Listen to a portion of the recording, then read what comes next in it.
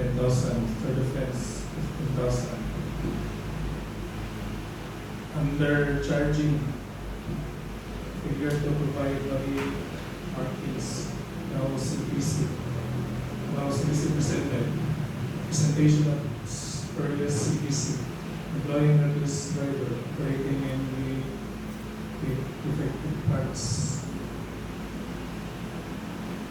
Offense plus third place in the bank. Third offense plus cancellation of CPC. Okay. Good. Ito naman kasi, pang public utility vehicle. Bakit kailangan yung matutunan ito? Hindi naman tayo magmamanayaw ng isang public utility vehicle. Pero, sumasakay kayo ng isang public utility vehicle. Di ba? Sino ba dito hindi sumasakay ng public utility vehicle? Di ba? Wala naman, nakakasakay naman tayo. Kaya nga, sabi dito, refusal to render service. Yan, siguro naman, sumasakay kayo ng taxi. Yan.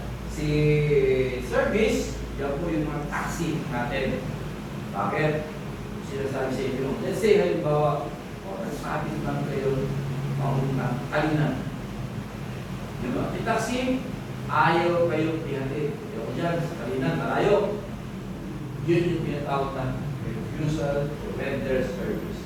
Pwede mo silang i-report at sila ayaw ko lang magkakaroon ng penalty ng 5,000. Kasi sumasakay kayo ng taxi. Kaya nga nagtataka ako sa iba, sumasakay ng taxi, pinakausap ka si taxi sa labas. O, yan ang niya lagi. Ay, maghanap ko kayo sa loob. Pinakaroon niya, hindi, mali.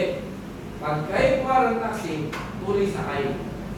Then, saka mo sabihin kung saan ka bababa. Kasi, bawal siyang umangkin. Kasi siya ay isang service. Ano? Kaya alam nyo.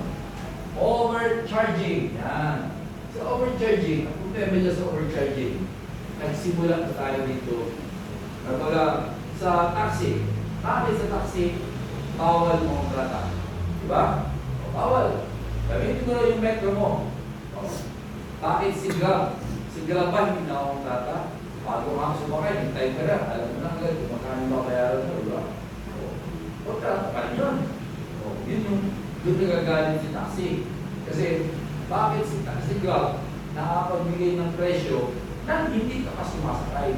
Samantala si taxi, hindi pwede na magbigay ng presyo.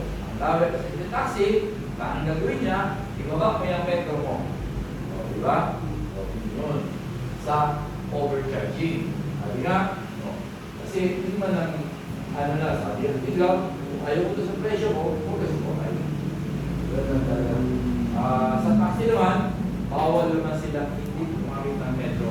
Kailangan, kaya hindi pwede na overcharge. Failure to provide body marking. Sa mga hindi ka pwede sumakay, yun po yung bawal.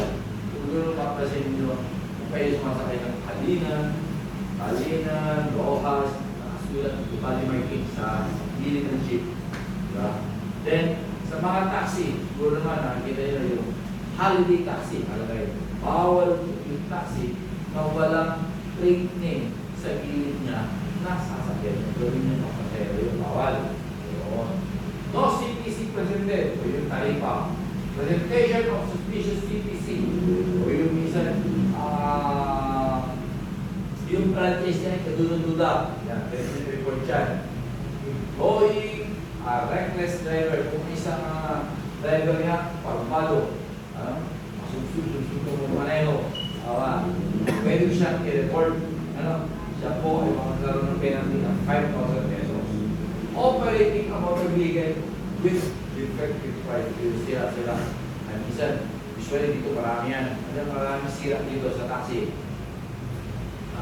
Pero nakasakay dito, taxi dito, nakasakay. Hina ng aircon. Ang hina ng aircon, di pa lang kung tinitipid. O talaga sadyang mahina, di ba? Mainit. O yun daw po, ay may kakulang 5,000 pesos ang penalty. Kapag siya ay report mo. Okay, next na.